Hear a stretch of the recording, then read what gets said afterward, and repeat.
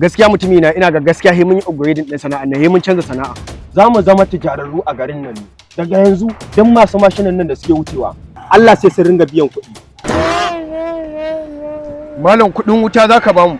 Tsohon dan iska ne ni ma nan da kake gani tantiri ne. Ba wani wanda ya isa ya rena min hankali. A to ka wuce alaka ka ne.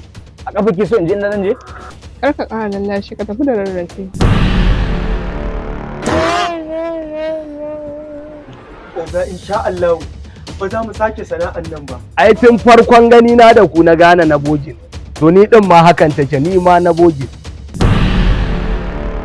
Saboda haka da kun ga mutum zai raina muku wayo ku kan tsamaman mari. Ne wa Allah, ba kike nema? Ɗan nefa ne to. Ya baba na Lagos ni za a yi wannan abun ƙarya ne. Kai. Ha baban Allah, sai ka ce zaka ciji sama. Kwantar da hankalinka me ya faru? Wallahi an da kan mun mata, wallahi yau sai an yaki. Yaki? Eh. Ai, Bro, what's up now? da kuma yaran Yahudu ka zo kenan. Na yan nefa na biyan kuɗin wuta today.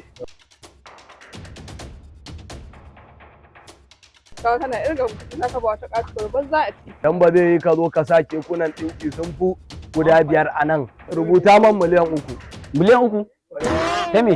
Ta kuɗin wutan nefa. Ai da kuka ga na jahin nan gefe wa'azi ne ta mai.